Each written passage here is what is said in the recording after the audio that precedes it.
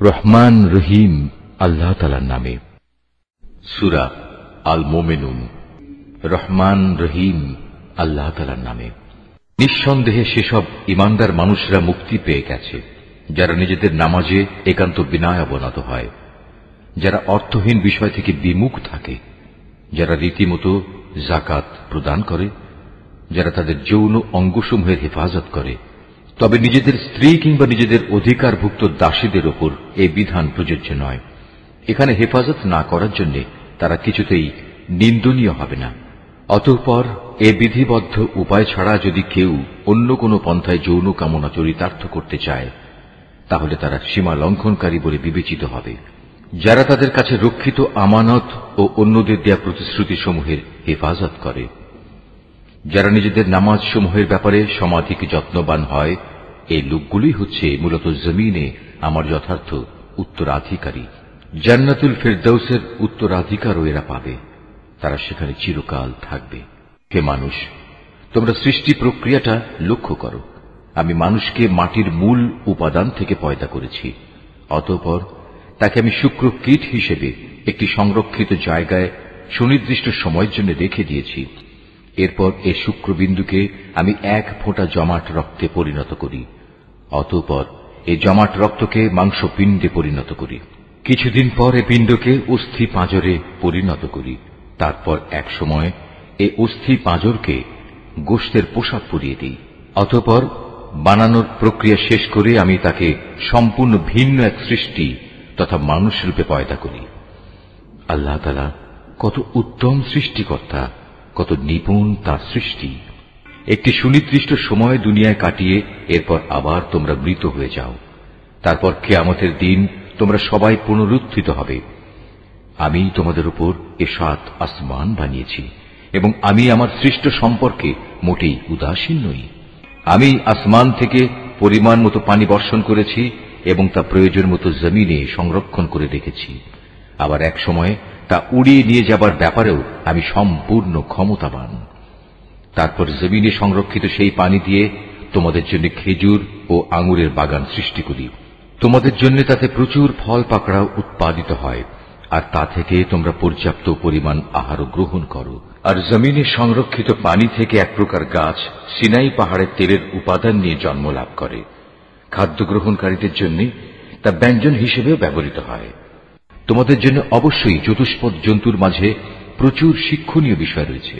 তার পেটের ভেতরে যা কিছু আছে তা থেকে আমি তোমাদের দুধ পান করাই। এছাড়াও তোমাদের জন্য তাতে আরো অনেক উপকারিতা রয়েছে। তার গোশত থেকে তোমরা আহারও করো। আবার কিছু আছে তার উপর তোমরা বাহন হিসেবে সওয়ার হও। অবশ্য জলযানেও তোমাদের আরোহণ করানো হয়। অবশ্যই আমি নূহকে তার জাতির কাছে হেদায়েত নিয়ে পাঠিয়েছিলাম। সে তার জাতিকে বলেছিল, হে আমার জাতি, তোমরা ইবাদত করো একমাত্র আল্লাহ তাআলার। তিনি ছাড়া তোমাদের দ্বিতীয় কোনো মাবুদ নেই। তোমরা কি তাকে ভয় করবে না? তখন তার জাতির মোড়লরা, যারা তার আগে থেকে কুফরি করছিল, একথা শুনে অন্যদের বলল, এ ব্যক্তি তো তোমাদের মতো একজন মানুষ। আসলে এ ব্যক্তি তোমাদের উপর নেতৃত্ব করতে চায়। আল্লাহ তাআলা যদি নবী পাঠাতেই চাইতেন তাহলে ফেরেশতাদেরই নবী করে পাঠাতেন। আমরা তো এমন কোন কথা আমাদের পূর্বপুরুষদের জামানায়ও ঘটেছে বলে শুনিনি। মূলত এ মানুষটি এমন যার মধ্যে মনে হয় কিছু পাগলামি এসে গেছে। অতএব তোমরা তার কোনো কথায় কান দিও না, বরং এর ব্যাপারে কয়েকটা নির্দিষ্ট দিন পর্যন্ত অপেক্ষা করো, হয়তো সে এমনিই সেরে যাবে। একথা শুনে নূহ তার মালিকের কাছে দোয়া করল, হে আমার মালিক, এরা যেভাবে আমাকে মিথ্যা সাব্যস্ত করল, তুমি সেভাবেই তাদের মোকাবেলায় আমাকে সাহায্য করো। অতঃপর আমি তার কাছে ওহী পাঠালাম, তুমি আমার তত্ত্বাবধানে আমারই ওহী অনুযায়ী একটি নৌকা প্রস্তুত করো। তারপর যখন আমার আযাবের আদেশ আসবে এবং জমিনের চুল্লি প্লাবিত হয়ে যাবে, তখন সব কিছু থেকে এক এক জোড়া নৌকায় উঠিয়ে নাও। তোমার পরিবার পরিজনদের উঠিয়ে নেবে, তবে তাদের মধ্যে যার ব্যাপারে আল্লাহ তাআলা সিদ্ধান্ত এসে গেছে সে ছাড়া। দেখো, যারা জুলুম করেছে তাদের ব্যাপারে আমার কাছে কোনো আরজি পেশ করো না, কেননা মহাপ্লাবনে আজ তারা নিমজ্জিত হবেই। তারপর যখন তুমি এবং তোমার সাথীরা নৌকায় আরোহণ করবে, তখন শুধু বলবে, সমস্ত প্রশংসা আল্লাহ তাআলার জন্য, যিনি আমাদের একটি অত্যাচারী জাতি থেকে উদ্ধার করেছেন। তুমি নৌকায় উঠে বলো, হে আমার মালিক, তুমি আমাকে জমিনের কোথাও বরকতের সাথে নামিয়ে দাও। একমাত্র তুমিই পারো আমাকে শান্তির সাথে কোথাও নামিয়ে দিতে। নিঃসন্দেহে এ কাহিনীর মধ্যে আমার কুদরতের নিদর্শন রয়েছে। তাছাড়া মানুষদের পরীক্ষা তো আমি সব সময়ই নিয়ে থাকি।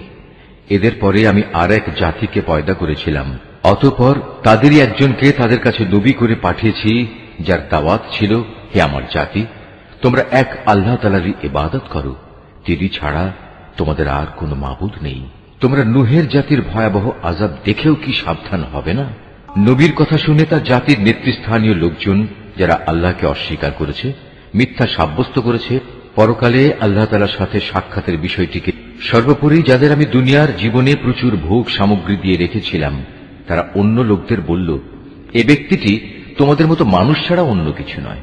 তোমরা যা খাও সেও তা খায়, তোমরা যা কিছু পান করো সেও তা পান করে।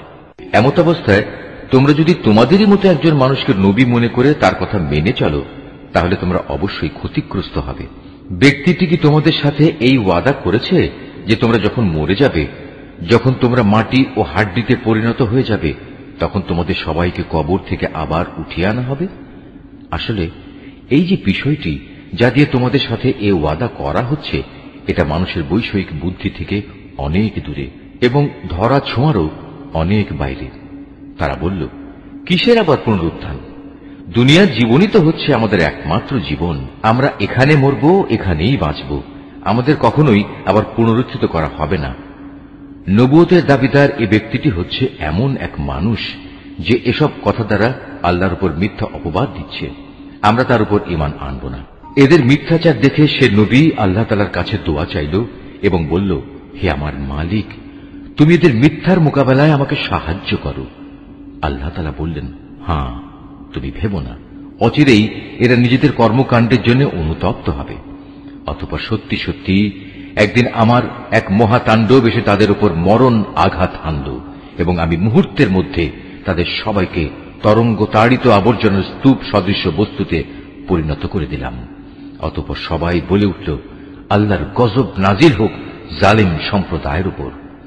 আমি তাদের ধ্বংসের পর আরো অনেক জাতিকেই সৃষ্টি করেছি। কোন জাতি তার দুনিয়ার বাঁচার নির্দিষ্ট কাল যেমন ত্বরান্বিত করতে পারেনি, তেমনি সময় এসে গেলে তা কেউ বিলম্বিত করতে পারেনি। অতঃপর দুনিয়ার জাতিসমূহের কাছে আমি একের পর এক রসুল পাঠিয়েছি। যখনই কোন জাতির কাছে তার প্রতি পাঠানো আমার রসুল এসেছে, তখনই তাকে তারা মিথ্যাবাদী বলেছে। অতঃপর আমিও ধ্বংস করার জন্য তাদের এক একজনকে এক একজনের পেছনে ক্রমিক নম্বর লাগিয়ে দিয়েছি। এভাবেই আমি তাদের একদিন ইতিহাসের কাহিনীর বিষয়েও পরিণত করেছি। বিধ্বংস হোক সে জাতি যারা আল্লাহ তাআলার উপর ঈমান আনেনি। তারপর আমি এক সময় আমার আয়াতসমূহ ও সুস্পষ্ট দলিল প্রমাণ দিয়ে মূসা এবং তার ভাই হারুনকে পাঠিয়েছি। তাদের আমি পাঠিয়েছি ফেরাউন ও তার পারিষদদের কাছে, কিন্তু তারা তাদের মেনে নেয়ার বদলে অহংকার করল। তারা ছিল স্পষ্টত একটি নাফরমান জাতি। তারা বলতে লাগল, আমরা কি এমন দুজন মানুষের উপর ঈমান আনব যারা আমাদের মতোই মানুষ, অপরদিকে তাদের জাতীয় হচ্ছে আমাদের সেবাদাস? তারা তাদের উভয়কে মিথ্যাবাদী বলল। ফল এই দাঁড়াল, তারা ধ্বংসপ্রাপ্ত মানুষদের দলভুক্ত হয়ে গেল। আমি মূসাকে আমার কিতাব দান করেছি যেন লোকেরা তা থেকে হিদায়াত লাভ করতে পারে। এভাবেই আমি মারিয়াম পুত্র ঈসা ও তার মাকে আমার কুদরতের নিদর্শন বানিয়েছি এবং তাদের এক নিরাপদ ও প্রশ্রবণ বিশিষ্ট উচ্চ ভূমিতে আমি আশ্রয় দিয়েছি। হে আমার রাসূলরা, তোমরা পাক পবিত্র জিনিসসমূহ খাও, হামেশা নেক আমল করো, কেননা তোমরা যা কিছু করো সে সম্পর্কে আমি সবিশেষ অবহিত আছি। এই যে তোমাদের জাতি, তা কিন্তু দিনের বন্ধনে একই জাতি, আর আমি হচ্ছি তোমাদের একমাত্র মালিক। অতএব তোমরা আমাকেই ভয় করো। কিন্তু লোকেরা নিজেদের মাঝে এ মৌলিক বিষয়টাকে বহুধা বিভক্ত করে দিয়েছে, আর প্রত্যেক দলের কাছে যা কিছু আছে তা নিয়েই তারা পরিতুষ্ট। অতএব হে নবী, তুমি তাদের একটা সুনির্দিষ্ট সময়ের জন্য নিজে নিজ বিভ্রান্তিতে পড়ে থাকার জন্য ছেড়ে দাও।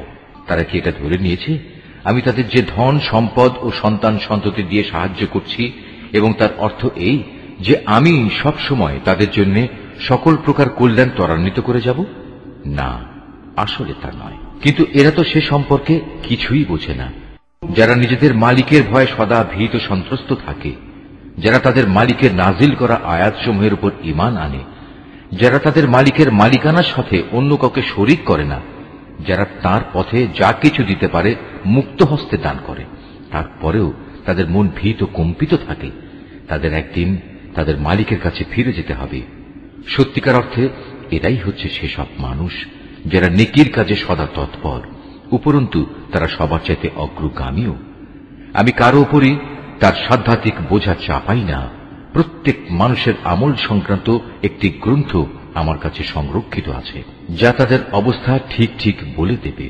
আর এ ব্যবস্থাপনায় তাদের উপর কোনো জুলুম করা হবে না, বরং তাদের অন্তর এ বিষয়ে আঁধারে আচ্ছন্ন হয়ে আছে। এছাড়াও তাদের জীবনে আরো বহুতর খারাপ কাজ আছে যা তারা সব সময় করে থাকে। এরা এসব কাজ থেকে কখনো ফিরে আসে না যতক্ষণ না আমি তাদের ঐশ্বর্যশীল লোকদের শাস্তি দ্বারা আঘাত করি। তখন তারা সাথে সাথেই আর্তনাদ করে ওঠে। তখন বলা হবে, আজ আর আর্তনাদ করো না, তোমাদের আমার পক্ষ থেকে কোনো সাহায্য করা হবে না। যখন আমার আয়াতসমূহ তোমাদের সামনে পড়ে পড়ে শোনানো হতো, তখন তোমরা আমার নবীদের আওয়াজ শোনা মাত্রই উল্টো দিকে সরে পড়তে নেহায়েত দম্ভ পরে নিজেদের মজলিসে গিয়ে অর্থহীন গল্পগুজব জুড়ে দিতে। এরা এই কালাম কোরআনের উপর কি চিন্তা ভাবনা করে না?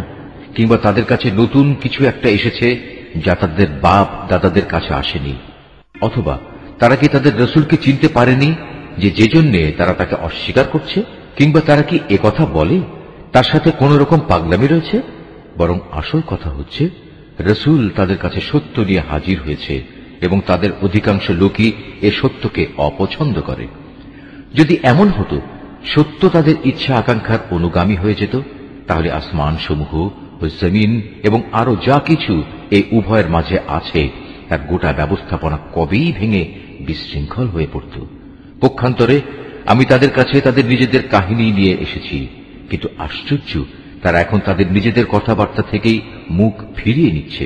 হে নবী, তবে কি এরা মনে করে তুমি এদের কাছে দিন পৌঁছানোর জন্য কোন রকম পারিশ্রমিক দাবি করছ? অথচ তোমার মালিকের দেয়া পারিশ্রমিক এদের পার্থিব পারিশ্রমিকের তুলনায় অনেক উৎকৃষ্ট, আর তিনি তো হচ্ছেন সর্বোত্তম রিজিক দাতা। তুমি তো তাদের সঠিক পথের দিকেই আহ্বান করছ। অবশ্য যারা আখিরাতের উপর ঈমান আনে না, তারাই কেবল হেদায়েতের সঠিক পথ থেকে বিচ্যুত হয়ে যাচ্ছে। আজ যদি আমি এদের উপর দয়া করি এবং যে বিপদ মুসিবত তাদের উপর আপতিত হয়েছে তা যদি দূর করে দিই, তাহলেও এরা নিজেদের নাফরমানিতে শক্তভাবে বিভ্রান্ত হয়ে পড়বে। আমি এদের কঠোর আযাব দ্বারা পাকড়াও করলাম, তারপরও এরা নিজেদের মালিকের প্রতি নত হল না এবং কখনো এরা কাতর প্রার্থনাটুকু পর্যন্ত আমার কাছে পেশ করল না। অতঃপর যখন সত্যিই আমি এদের উপর কঠোর আযাবের দুয়ার খুলে দেব, তখন তুমি দেখবে এরা হতাশ হয়ে পড়ছে। হে মানুষ, তিনি আল্লাহ তাআলা, যিনি তোমাদের শোনার জন্য কান, দেখার জন্য চোখ ও চিন্তা গবেষণা করার জন্য একটি মন দিয়েছেন। কিন্তু তারা এসব দানের শুকর খুব অল্পই আদায় করে। তিনি তোমাদের সৃষ্টি করে জমিনে তোমাদের বংশ বিস্তার করে চারিদিকে ছড়িয়ে রেখেছেন। একদিন তোমাদের সবাইকে আবার তার কাছেই একত্রিত করা হবে। তিনি তোমাদের জীবন দান করেন, তিনি তোমাদের মৃত্যু ঘটান। রাত দিনের আবর্তনও তাঁর ইচ্ছায় সংঘটিত হয়। এত সব কিছু দেখেও তোমরা কি সত্য অনুধাবন করবে না? নবীদের সামনে এরাও কিন্তু সে ধরনের অর্থহীন কথাই বলে, যেমনি করে তাদের আগের লোকেরা বলেছে। তারা বলেছিল, আমরা যখন মরে যাব, আমরা যখন মাটি ও হাড্ডিতে পরিণত হয়ে যাব, তখনও কি আমরা পুনরুত্থিত হব? তারা বলে, আসলে এভাবেই আমাদের ও আমাদের পূর্ববর্তী লোকদের পুনরুত্থানের ওয়াদা দিয়ে আসা হচ্ছে। মৃত্যুর পর আবার জীবন লাভের এ কথাগুলো অতীতের দিনের উপকথা ব্যতীত আর কিছুই নয়। হে নবী, এদের জিজ্ঞেস করো, যদি তোমরা জানো তাহলে বলো, এ জমিনে এবং এখানে যা কিছু সৃষ্টি আছে তা কার মালিকানাধীন? ওরা বলবে, হ্যাঁ, সবকিছুই আল্লাহর। তুমি বলো, এর পরেও তোমরা কি চিন্তা ভাবনা করবে না? তুমি এদের আরো জিজ্ঞেস করো, এ সাত আসমান ও মহান আরশের অধিপতি কে? ওরা জবাব দেবে, এই সবকিছুই আল্লাহর। তুমি বলো, তারপরও তোমরা কি আল্লাহকে ভয় করবে না? তুমি আবারও জিজ্ঞেস করো, যদি তোমরা সত্যি সত্যি জানো তাহলে বলো, কার হাতে রয়েছে আসমান জমিন সবকিছুর একক কর্তৃত্ব? হ্যাঁ, তিনি যাকে ইচ্ছা তাকেই পানাহ দেন, কিন্তু তার বিরুদ্ধে কেউ কাউকে পানাহ দিতে পারে না। ওরা আবারও সাথে সাথে বলবে, হ্যাঁ, মহান আল্লাহ তাআলার। তুমি বলো, এ সত্ত্বেও তোমরা কেমন করে বিভ্রান্ত হচ্ছ? আসলে আমি তো সত্য কথা এদের কাছে পৌঁছে দিয়েছিলাম, কিন্তু এরা সবাই মিথ্যাবাদী। আল্লাহ তাআলা কাউকেই সন্তান হিসেবে গ্রহণ করেননি, না তার সাথে অন্য কোনো মাবুদ রয়েছে।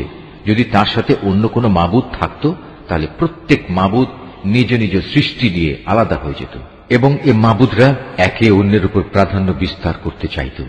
এরা যা কিছু আল্লাহ তাআলা সম্পর্কে বলে, তিনি তার থেকে অনেক পবিত্র ও মহান। উপস্থিত অনুপস্থিত সব কিছুর সম্মুখ ওয়াকেফাল তিনি। সুতরাং এরা আল্লাহ তাআলার সাথে অন্যদের যেভাবে শরীক করে, তিনি তার চাইতে অনেক পবিত্র।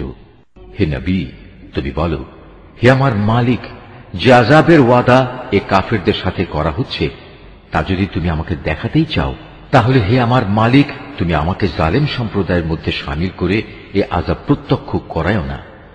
হে নবী, আমি তাদের কাছে যে আযাবের ওয়াদা করেছি তা অবশ্যই তোমাকে দেখাতে সক্ষম। হে নবী, তারা তোমার সাথে কোনো খারাপ ব্যবহার করলে তুমি এমন পন্থায় তা দূর করার চেষ্টা করো যা হবে নিতান্ত উত্তম পন্থা। আমি তো ভালো করেই জানি ওরা তোমার ব্যাপারে কি বলে। সে ব্যাপারে উদ্বিগ্ন না হয়ে তুমি বরং বলো, হে আমার মালিক, শয়তানদের যাবতীয় ওয়াসওয়াসা থেকে আমি তোমার পানাহ চাই। আরো বলো, হে আমার মালিক, আমি এ থেকেও তোমার পানাহ চাই যে শয়তান আমার ধারে কাছেও ঘেঁষবে না। এমনকি এ অবস্থায় যখন এদের কারো মৃত্যু এসে হাজির হবে, তখন সে বলবে, হে আমার মালিক, তুমি আমাকে আরেকবার পৃথিবীতে ফেরত পাঠাও, যাতে করে সেখানে গিয়ে এমন কিছু নেক কাজ আমি করে আসতে পারি যা আমি আগে ছেড়ে এসেছি। তখন বলা হবে, না, তা কখনো হবার নয়। মূলত সেটা হচ্ছে এক অসম্ভব কথা, যা সে শুধু বলার জন্যই বলবে। এই মৃত ব্যক্তিদের সামনে একটি যবনিকা তাদের আড়াল করে রাখবে সেদিন পর্যন্ত, যেদিন তারা কবর থেকে পুনরুত্থিত হবে। অতঃপর যেদিন সিঙায় ফু দেয়া হবে, সেদিন মানুষ এমনই দিশেহারা হয়ে পড়বে যে তাদের মধ্যে আত্মীয়তার বন্ধন বলতে কিছুই অবশিষ্ট থাকবে না, না তারা একজন আরেকজনকে কিছু একটা জিজ্ঞেস করতে যাবে। অতএব সেদিন যাদের নেকির পাল্লা ভারী হবে, তারাই হবে সেসব মানুষ যারা মুক্তিপ্রাপ্ত, আর যাদের নেকির পাল্লা হালকা হবে, তারা হবে সেসব ব্যর্থ মানুষ যারা নিজেদের জীবন মিথ্যার পিছনে বিনষ্ট করে দিয়েছে। তারা জাহান্নামে থাকবে চিরকাল। জাহান্নামের আগুন তাদের মুখমণ্ডল জ্বালিয়ে দেবে, তাতে তাদের চেহারা জ্বলে বিভৎস হয়ে যাবে। তাদের যখন জিজ্ঞেস করা হবে, এমন অবস্থা কি হয়নি যে আমার আয়াতসমূহ তোমাদের সামনে পড়ে শোনানো হয়েছিল এবং তোমরা তা অস্বীকার করেছিলে? তারা বলবে, হে আমাদের মালিক, আমাদের দুর্ভাগ্য চারিদিক থেকে আমাদের ঘিরে ধরেছিল এবং নিশ্চয়ই আমরা ছিলাম গোমরাহ সম্প্রদায়। হে আমাদের মালিক, তুমি আজ আমাদের এই আগুন থেকে বের করে নাও। আমরা যদি দ্বিতীয়বারও দুনিয়ায় ফিরে গিয়ে সীমা লঙ্ঘন করি, তাহলে অবশ্যই আমরা জালেম হিসেবে পরিগণিত হব। আল্লাহ তাআলা বলবেন, তোমরা অপমানিত হয়ে সেখানে পড়ে থাকো, আজ কোনো কথাই আমাকে বলো না।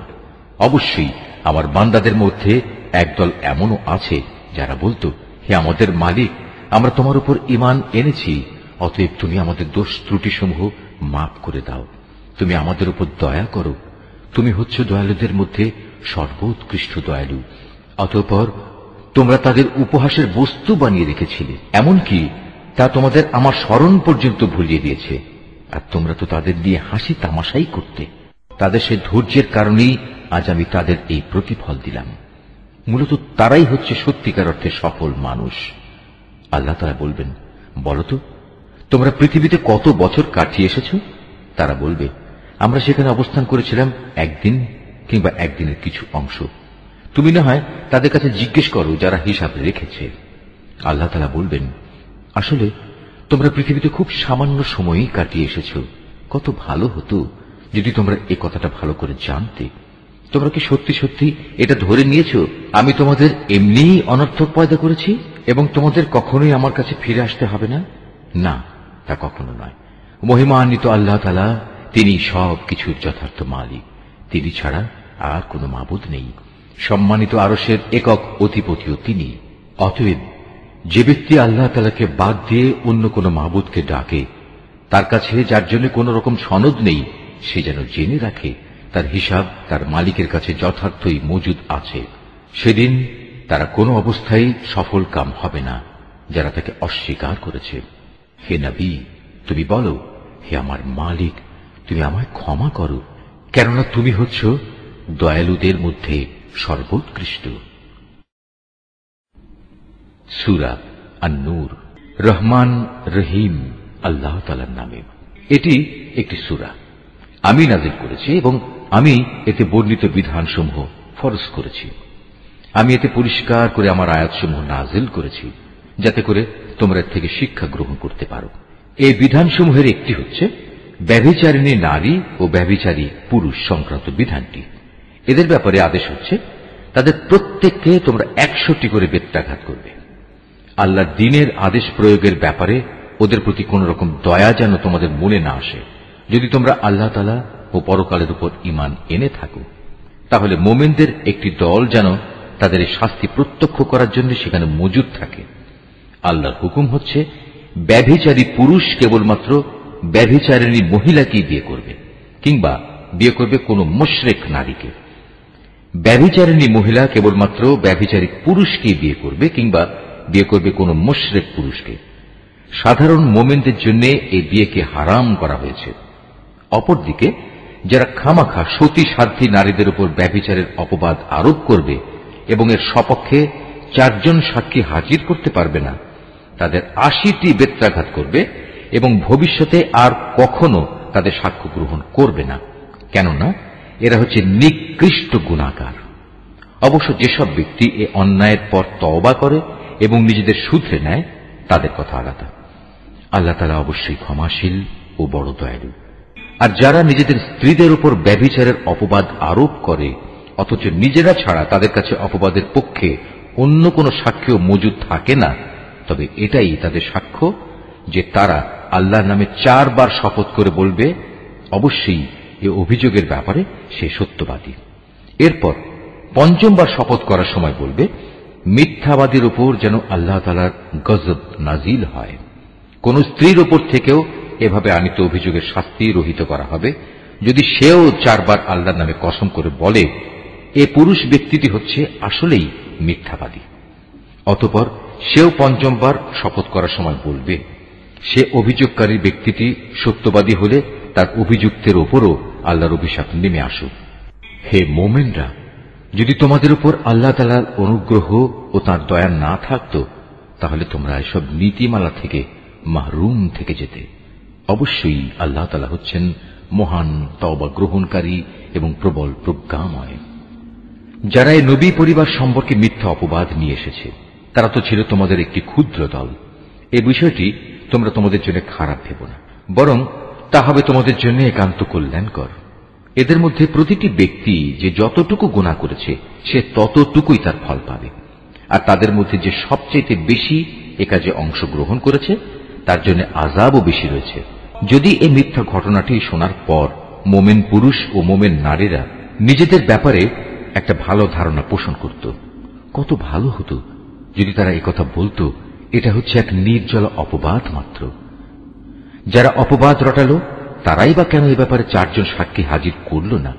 যেহেতু তারা প্রয়োজনে 4 জন সাক্ষী হাজির করতে পারেনি, তাই আল্লাহ তাআলার আইনের কাছে তারাই হচ্ছে মিথ্যাবাদী। হে মুমিনরা, যদি দুনিয়া ও আখিরাতে তোমাদের উপর আল্লাহ তাআলার দয়া ও অনুগ্রহ না থাকত, তাহলে একজন নবী পত্নীর যে বিষয়টি তোমরা চর্চা করছিলে তার জন্য একটি বড় ধরনের আযাব এসে তোমাদের স্পর্শ করত।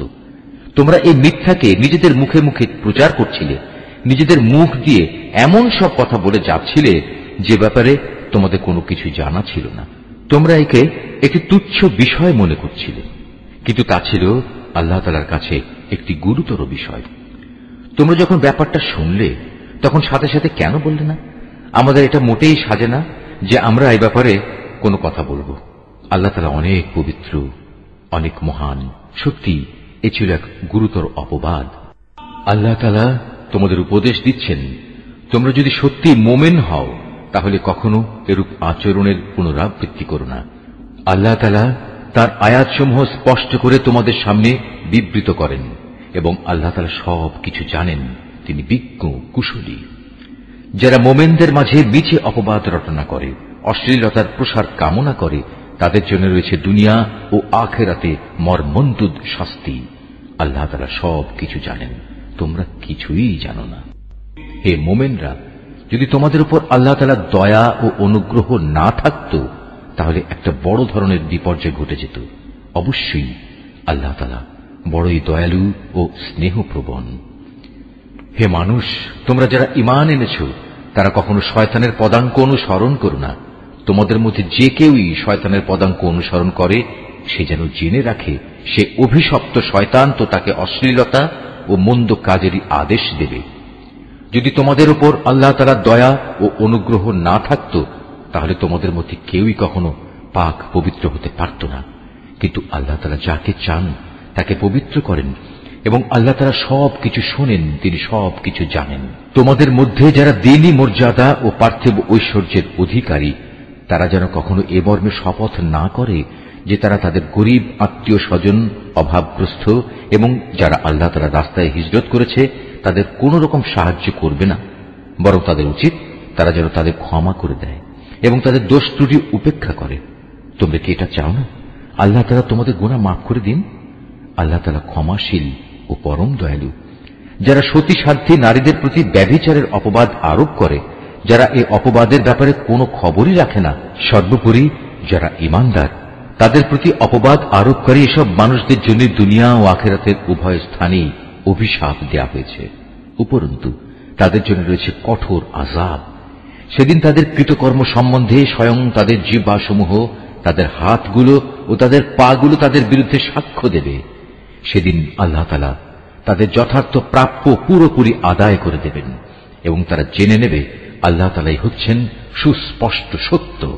জেনে দেখো, নষ্ট নারীরা হচ্ছে নষ্ট পুরুষদের জন্য, নষ্ট পুরুষরা হচ্ছে নষ্ট নারীদের জন্য, আবার ভালো নারীরা হচ্ছে ভালো পুরুষদের জন্য, ভালো পুরুষরা হচ্ছে ভালো নারীদের জন্য। মুনাফিক লোকেরা এ ভালো মানুষগুলো সম্পর্কে যা কিছু বলে, তারা তা থেকে পাক পবিত্র। আখিরাতে এদের জন্য রয়েছে ক্ষমা ও সম্মানজনক রিজিক। হে ঈমানদার ব্যক্তিরা, তোমরা নিজেদের ঘর ছাড়া অন্য কারো ঘরে সে ঘরের লোকদের অনুমতি না নিয়ে ও তাদের প্রতি সালাম না করে কখনো প্রবেশ করো না। নৈতিকতা ও শালীনতার দিক থেকে এটা তোমাদের জন্য উত্তম পন্থা। আল্লাহ তাআলা তোমাদের এসব বলে দিচ্ছেন যাতে করে তোমরা কথাগুলো মনে রাখতে পারো। ঘরের দরজায় গিয়ে যদি তোমরা কাউকে সেখানে না পাও, তাহলে সেখানে প্রবেশ করো না যতক্ষণ না তোমাদের ঘরে ঢোকার অনুমতি দেয়া হবে।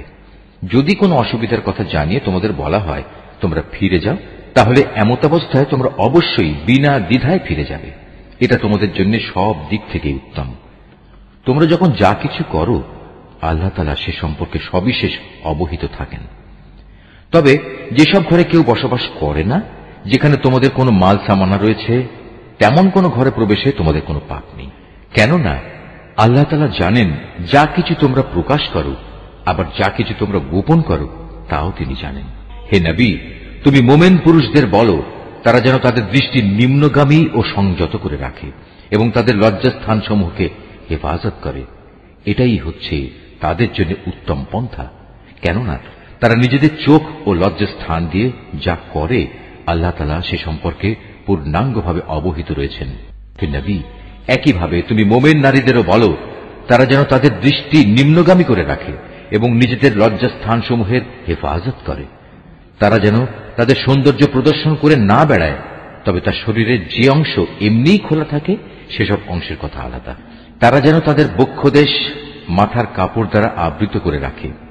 তারা যেন তাদের স্বামী, তাদের পিতা, তাদের শ্বশুর, তাদের ছেলে, তাদের স্বামীর আগের ঘরের ছেলে, তাদের ভাই, তাদের ভাইয়ের ছেলে, তাদের বোনের ছেলে, তাদের সচরাচর মেলামেশার মহিলা, নিজেদের অধিকারভুক্ত সেবিকা দাসী, নিজেদের অধীনস্থ এমন পুরুষ যাদের মহিলাদের কাছ থেকে কোনো কিছুই কামনা করার নেই, কিংবা এমন শিশু যারা এখনো মহিলাদের গোপন অঙ্গ সম্পর্কে কিছুই জানে না, এসব মানুষ ছাড়া তারা যেন অন্য কারো সামনে নিজেদের সৌন্দর্য প্রকাশ না করে।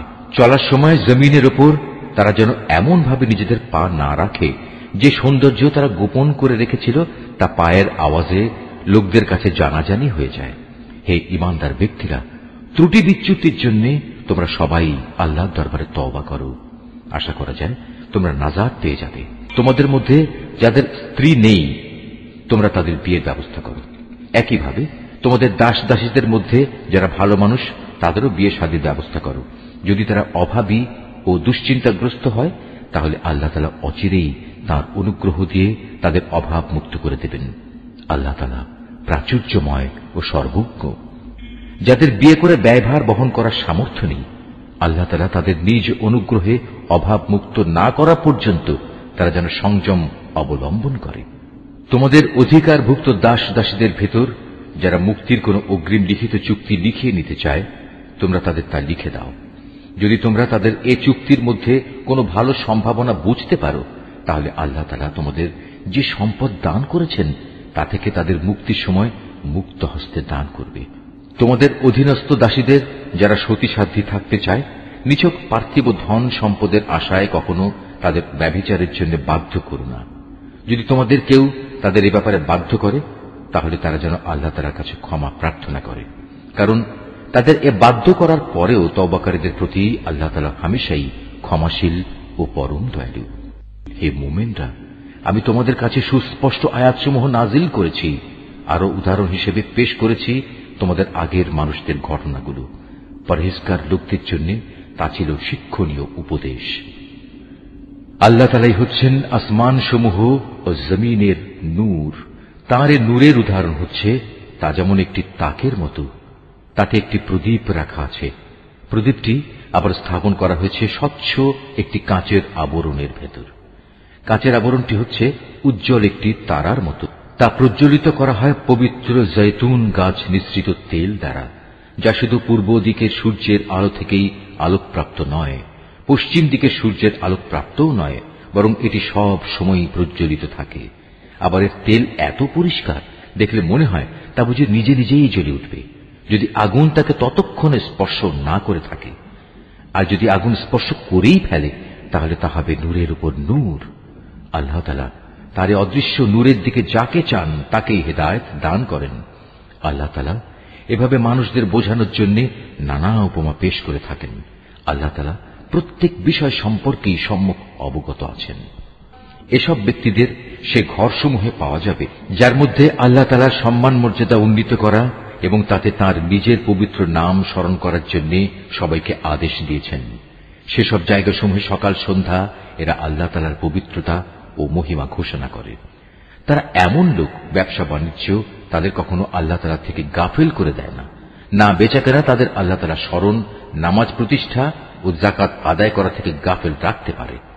তারা সেদিনকে ভয় করে যেদিন তাদের অন্তর ও দৃষ্টিশক্তি ভীত বিহ্বল হয়ে পড়বে। যারা নেক কাজ করে আল্লাহ তাআলা তাদের যথার্থ উত্তম পুরস্কার দেবেন। তিনি তাঁর অনুগ্রহে তাদের যা পাওনা তার চাইতে বেশি দান করবেন। মূলত আল্লাহ তাআলা যাকে চান তাকে অপরিমিত রিজিক দান করেন। অপরদিকে যারা আল্লাহ তাআলাকে অস্বীকার করে তাদের দৈনন্দিন কার্যকলাপ হচ্ছে একটি প্রতারণার মতো, যেমন মরুভূমিতে মরীচিকা। পিপাসার্ত মানুষ দূরে থেকে তাকে পানি বলে মনে করল, পরে যখন সে তার কাছে এলো তখন সেখানে পানির মতো কিছুই সে পেল না। এভাবে প্রতারণা ও মরীচিকার জীবন শেষ হয়ে গেলে সে শুধু আল্লাহ তাআলাকেই তার পাশে পাবে। অতঃপর তিনি তার পাওনা পূর্ণ মাত্রায় আদায় করে দেবেন। নিঃসন্দেহে আল্লাহ তাআলা তড়িৎ হিসাব গ্রহণে সক্ষম। কিংবা তাদের কর্মকাণ্ডের উদাহরণ হচ্ছে একটি অতল সমুদ্রের অভ্যন্তরস্থ গভীর অন্ধকারের মতো। অতঃপর তাকে একটি বিশাল আকারের ঢেউ এসে ঢেকে আরো অন্ধকার করে দিল। তার উপর আরো একটি ঢেউ এলো, তার উপর ছেয়ে গেল কিছু ঘন কালো মেঘ। এক অন্ধকারের উপর এলো আর এক অন্ধকার। যদি কেউ এ অবস্থায় তার হাত বের করে, আধারের কারণে তার তা দেখার কোনো সম্ভাবনা থাকবে না। বস্তুত আল্লাহ তাআলা যার জন্য কোনো আলো বানাননি তার জন্য তো কোথাও থেকে আলোর সম্ভাবনা থাকবে না। হে মানুষ, তুমি কি চিন্তা ভাবনা করে দেখোনি যত সৃষ্টি আসমান সমূহ পৃথিবীতে আছে তারা সবাই আল্লাহর পবিত্রতা ও মহিমা ঘোষণা করে। আর পাখিকুল যারা পাখা বিস্তার করে আকাশে উড়ে চলেছে তারাও এ কাজ করে চলেছে। এরা সবাই নিজ নিজ নামাজ ও নিজ নিজ তসবিহ পাঠ পদ্ধতি জেনে নিয়েছে। এরা যে যা করছে আল্লাহ তাআলা তার সম্যক অবগত রয়েছেন। মূলত আসমান সমূহ ও জমিনের যাবতীয় সার্বভৌমত্ব একমাত্র আল্লাহরই জন্য। সব কিছুকে তার কাছেই ফিরে যেতে হবে।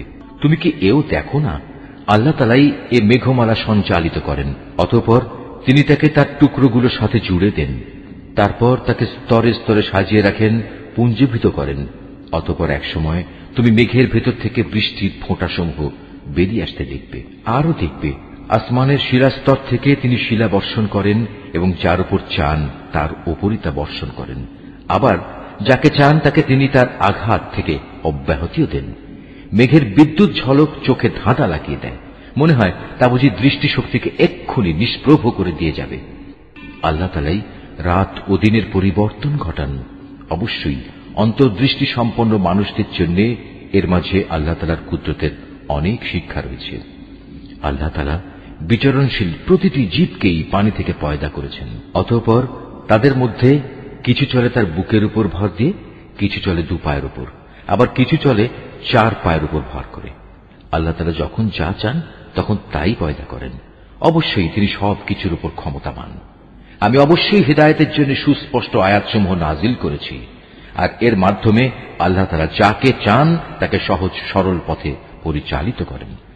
যারা মুনাফিক তারা বলে, আমরা আল্লাহ তাআলা ও রাসূলের উপর ঈমান এনেছি এবং আমরা তার আনুগত্য করি। একটু পরেই তাদের একটি দল আল্লাহ তাআলা ও তার রাসূলের আদেশ থেকে মুখ ফিরিয়ে নেয়। বস্তুত ওরা আসলেই মুমিন নয়। যখন সত্যি সত্যি ওদের আল্লাহ তাআলা ও তার রাসূলের দিকে আহ্বান করা হয়, যাতে করে আল্লাহর রাসূলের পক্ষ থেকে তাদের পারস্পরিক বিরোধের মীমাংসা করা যায়, তখন তাদের একটি দল পাশ কেটে সরে পড়ে। যদি এ বিচার ফয়সালা তাদের সপক্ষে যায়, তাহলে তারা একান্ত বিনীতভাবে তার কাছে ছুটে আসে। এদের অন্তরে কি কুফরে কোনো ব্যাধি আছে, না এরা রাসূলের নবুয়তের ব্যাপারে সন্দেহ পোষণ করে, অথবা এরা কি ভয় করে আল্লাহ তাআলা ও তার রাসূল ওদের প্রতি কোন রকম অবিচার করবেন? আসলে তা নয়, বরং তারা নিজেরাই হচ্ছে জালেম। অপরদিকে ইমানদার লোকদের যখন তাদের পারস্পরিক বিচার ফয়সালার জন্য আল্লাহ তাআলা ও তার রাসূলের দিকে আহ্বান জানানো হয়, তখন খুশি মনেই তারা বলে, হ্যাঁ, আমরা আল্লাহ তাআলা ও তার রাসূলের আদেশ শুনলাম এবং তা যথাযথ মেনেও নিলাম। বস্তুত এরাই হচ্ছে সফলকাম ব্যক্তি, যারা আল্লাহ তাআলা ও তার রাসূলের আনুগত্য করে, আল্লাহ তাআলাকে ভয় করে এবং তার নাফরমানি করা থেকে বেঁচে থাকে, তারাই হচ্ছে সফলকাম। হে নবী, এ মুনাফিক লোকেরা আল্লাহ তাআলার নামে শক্ত কসম খেয়ে বলে, আমরা তোমার এতই অনুগত যে তুমি যদি আদেশ করো তাহলে আমরা ঘর বাড়ি ছেড়ে অবশ্যই তোমার সাথে বেরিয়ে যাব। হে নবী, তুমি বলো, তোমরা বেশি শপথ করো না, তোমাদের আনুগত্য আমার তো জানাই আছে। তোমরা যা কিছু করো আল্লাহ তাআলা তা ভালো করেই জানেন। হে নবী, তুমি এদের আরো বলো, তোমরা আল্লাহ তাআলার আনুগত্য করো আল্লাহর রাসূলের। হ্যাঁ, তোমরা যদি মুখ ফিরিয়ে নাও তাহলে জেনে রেখো, আল্লাহ তাআলা দ্বীন পৌঁছানো যে দায়িত্ব তার উপর দেয়া হয়েছে তার জন্য সে দায়ী। অপরদিকে আনুগত্যের যে দায়িত্ব তোমাদের উপর দেয়া হয়েছে তার জন্য তোমরা দায়ী। যদি তোমরা তার কথা মতো চলো তাহলে তোমরা সঠিক পথ পাবে। রাসূলের কাজ হচ্ছে আল্লাহ তাআলার কথাগুলো ঠিক ঠিক মতো পৌঁছে দেয়া। তোমাদের মধ্যে যারা আল্লাহ তাআলার উপর ঈমান আনে এবং সে অনুযায়ী নেক কাজ করে, তাদের সাথে আল্লাহ তাআলা ওয়াদা করেছেন তিনি জমিনে তাদের অবশ্যই খেলাফত দান করবেন, যেমনি ভাবে তিনি তাদের আগের লোকদের খেলাফত দান করেছিলেন। সর্বোপরি যে জীবন বিধান তিনি তাদের জন্য পছন্দ করেছেন তাও তাদের জন্য সমাজে ও রাষ্ট্রে সুদৃঢ় করে দেবেন। তাদের ভয়ের অবস্থাকে নিরাপত্তা ও শান্তিতে বদলে দেবেন। তবে এজন্য শর্ত হচ্ছে তারা শুধু আমারই গোলামি করবে, আমার সাথে কাউকে শরীক করবে না। এরপরেও যে এবং যারা তার নিয়ামতের নাফরমানি করবে তারাই গুনাহগার বলে পরিগণিত হবে। হে মুসলমানরা, তোমরা নামাজ প্রতিষ্ঠা করো, যাকাত দাও, রাসূলের আনুগত্য করো। আশা করা যায় তোমাদের উপর দয়া ও অনুগ্রহ করা হবে। কাফিরদের ব্যাপারে কখনো একথা ভেবো না যে তারা জমিনে আমাকে অক্ষম করে দেবে। তাদের ঠিকানা হচ্ছে জাহান্নাম, আর কত নিকৃষ্ট এই ঠিকানা। হে মানুষ, তোমরা যারা ঈমান এনেছ, মনে রেখো, তোমাদের অধিকারভুক্ত দাস দাসীরা এবং তোমাদের মধ্যে থেকে যারা এখনো বয়ঃপ্রাপ্ত হয়নি, তারা যেন 3টি সময়ে তোমাদের কাছে আসার জন্য অনুমতি চেয়ে নেয়।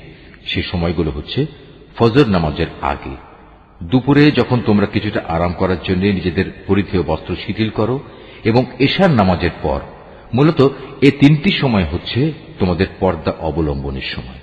এগুলো ছাড়া অন্য সময় আসা যাওয়ার ব্যাপারে তোমাদের উপর কোনো দোষ নেই, না এতে তাদের জন্য কোন রকম দোষ আছে। কেননা তোমরা তো প্রায়ই একে অপরের কাছে যাতায়াত করে থাকো। আল্লাহ তাআলা এভাবেই নিজের নির্দেশগুলো সুস্পষ্টভাবে বর্ণনা করেন। বস্তুত আল্লাহ তাআলা মহাজ্ঞানী, তিনি প্রবল প্রজ্ঞাবান। তোমাদের নিজেদের সন্তানরাও যখন বয়ঃপ্রাপ্ত হয়ে যায় তখন তারা যেন তোমাদের কামরায় প্রবেশের আগে সেভাবেই অনুমতি নেয় যেমনি তাদের আগে বড়রা অনুমতি নিত। আল্লাহ তাআলা এভাবেই তাঁর আদেশসমূহ তোমাদের কাছে খুলে খুলে বর্ণনা করেন। আল্লাহ তাআলা সব কিছু জানেন, তিনি পরম কুশলী বটে। বৃদ্ধা নারী যাদের এখন আর কারো বিয়ের বন্ধনে আসার আশা নেই, তাদের উপর কোনো দোষ নেই যদি তারা তাদের শরীর থেকে অতিরিক্ত কাপড় খুলে রাখে। তবে শর্ত হচ্ছে তারা সৌন্দর্য প্রদর্শনকারী হবে না। অবশ্য এই অতিরিক্ত কাপড় খোলা থেকেও যদি তারা বিরত থাকতে পারে তা তাদের জন্য ভালো। আল্লাহ তাআলা সব কিছু শোনেন, আল্লাহ তাআলা সবকিছু জানেন।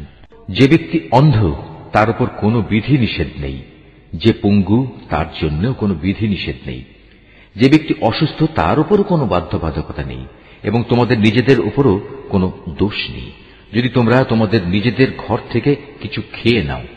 একইভাবে এটাও তোমাদের জন্য দূষণীয় হবে না যদি তোমরা তোমাদের পিতা পিতামহের ঘরে, মায়েদের ঘরে, ভাইদের ঘরে, বোনদের ঘরে, চাচাদের ঘরে, ফুপুদের ঘরে, মামাদের ঘরে, খালাদের ঘরে, এমন সব ঘরে যার চাবি তোমাদের অধিকারে রয়েছে, কিংবা তোমাদের বন্ধুদের ঘরে কিছু খাও। অতঃপর এতেও কোনো দোষ নেই যে এসব জায়গায় তোমরা সবাই একত্রে খাবে কিংবা আলাদা আলাদা খাবে। তবে যখনই এসব ঘরে প্রবেশ করবে তখন একে অপরের প্রতি সালাম করবে। এটা হচ্ছে আল্লাহর কাছ থেকে তাঁরই নির্ধারিত কল্যাণময় এক পবিত্র অভিবাদন। এভাবেই আল্লাহ তাআলা তোমাদের জন্য তার আয়াতসমূহ বিশদভাবে বর্ণনা করেন যাতে করে তোমরা বুঝতে পারো। খাঁটি ইমানদার ব্যক্তিত্ব হচ্ছে তারা যারা আল্লাহ তাআলা ও তার রাসূলের উপর ঈমান আনে। কখনো যদি তারা কোনো সমষ্টিগত ব্যাপারে তার সাথে একত্রিত হয় তাহলে যতক্ষণ তারা তার কাছ থেকে অনুমতি চাইবে না ততক্ষণ তারা সেখান থেকে কেউ সরে যাবে না। হে নবী, যারা আল্লাহ তাআলা ও তার রাসূলের উপর বিশ্বাস করে যদি তারা কখনো তাদের নিজেদের কোনো কাজে বাইরে যাবার জন্য তোমার কাছে অনুমতি চায় তাহলে তুমি যাকে ইচ্ছা তাকে অনুমতি দিও এবং আল্লাহ তাআলার কাছে এদের গুনাহ মাফের জন্য দোয়া করো। অবশ্যই আল্লাহ তাআলা ক্ষমাশীল ও পরম দয়ালু। হে মুসলমানরা, যখন নবী তোমাদের ডাকে তখন তার ডাককে পারস্পরিক ডাকের মতো মনে করো না। আল্লাহ তাআলা সেসব লোকদের ভালো করেই জানেন যারা নিজেদের আড়াল করে নবীর সামনে থেকে নানা অজুহাতে সরে যায়। সুতরাং যারা তার আদেশের বিরুদ্ধাচরণ করে তাদের এ ব্যাপারে ভয় করা উচিত। তাদের উপর এ বিরুদ্ধাচরণের জন্য এ দুনিয়ায় কোনো বিপর্যয় এসে পড়বে কিংবা পরকালে কোনো কঠিন আযাব এসে তাদের গ্রাস করে নেবে। হে মানুষ, তোমরা জেনে রেখো আসমানসমূহ ও জমিনে যা কিছু আছে তা সবই আল্লাহ তাআলার জন্য নিবেদিত। তোমরা যে অবস্থার উপর আছো আল্লাহ তাআলা তা ভালো করেই জানেন। যেদিন মানুষ সবাই তাঁর দিকেই প্রত্যাবর্তিত হবে সেদিন তিনি তাদের সব কিছুই জানিয়ে দেবেন যা কিছু তারা দুনিয়ায় করত। আল্লাহ তাআলা সব বিষয়ই ওয়াকিবহাল। সূরা আল ফুরকান। রহমান রহিম আল্লাহ তাআলার নামে। কত মহান তিনি, যিনি তাঁর বান্দার উপর সত্য মিথ্যার মাঝে পার্থক্যকারী এই ফুরকান নাজিল করেছেন, যাতে করে সে ব্যক্তি এর দ্বারা সৃষ্টিকুলের জন্য সতর্ককারী হতে পারে। তিনি এমন সত্তা, তার জন্য রয়েছে আসমান সমূহ ও জমিনের সার্বভৌমত্ব। তিনি কখনো কাউকে নিজের সন্তান বলে গ্রহণ করেননি, না তার এ সার্বভৌমত্বে অন্য কারো কোনো শরিকানা আছে। তিনি প্রতিটি বস্তু পয়দা করেছেন এবং তিনি তার সৃষ্টির জন্য আলাদা আলাদা পরিমাপ নির্ধারণ করেছেন। এ সত্ত্বেও এ মুশরিক লোকেরা তাকে বাদ দিয়ে এমন কিছুকে মাবুদ বানিয়ে নিয়েছে যারা কিছুই সৃষ্টি করতে পারে না, বরং তাদেরই সৃষ্টি করা হয়েছে। সত্য কথা হচ্ছে তারা যেমন নিজেরা নিজেদের ক্ষতি করতে সক্ষম নয় তেমনি নিজেরা নিজেদের কোনো উপকারও করতে সক্ষম নয়। তারা কাউকে মৃত্যু দিতে পারে না, কাউকে জীবনও দিতে পারে না, তেমনি পারে না কেউ একবার মরে গেলে তাকে পুনরায় উঠিয়ে আনতে।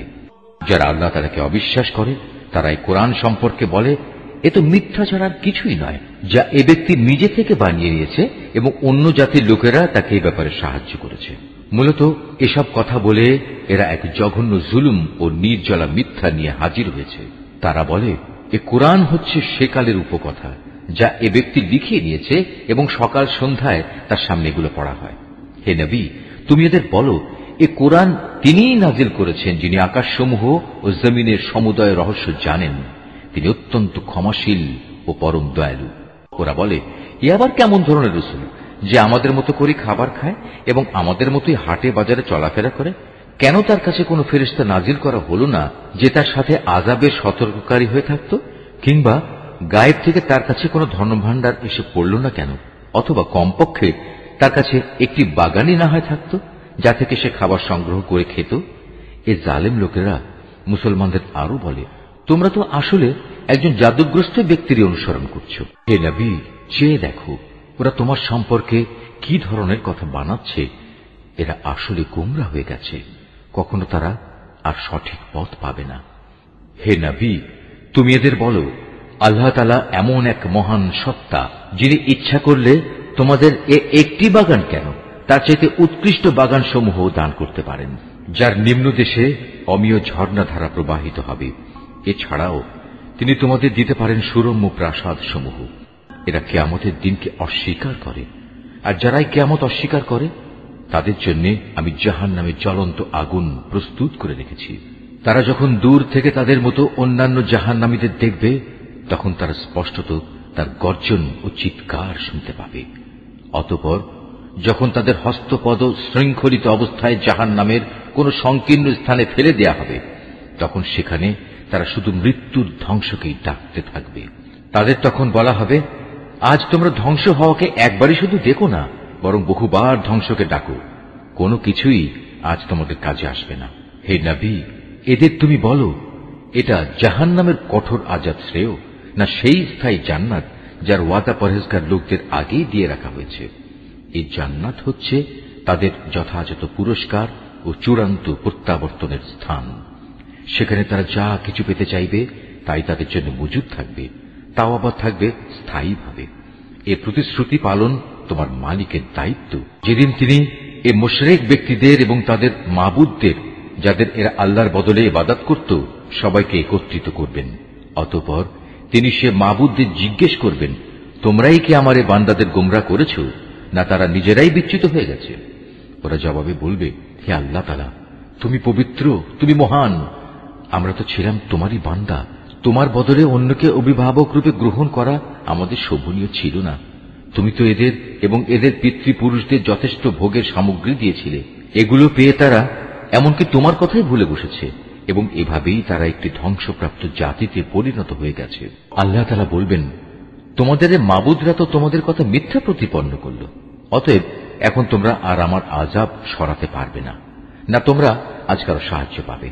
তোমাদের মধ্যে যদি কেউ আমার আনুগত্যের সীমা লঙ্ঘন করে, তাহলে তাকে আমি কঠোর আযাব আর সাধন করাবো। হে নবী, তোমার আগে আমি আরো যত রাসূল পাঠিয়েছি, তারা মানুষের মতোই আহার করত, অন্য মানুষদের মতোই তারা হাটে বাজারে যেত। আসল কথা হচ্ছে, মানুষদের মধ্যে থেকে রাসূল পাঠিয়ে আমি তোমাদের একজনকে আরেকজনের জন্য পরীক্ষার উপকরণ বানিয়েছি। এই পরীক্ষায় তোমরা কি ধৈর্য ধারণ করবে না?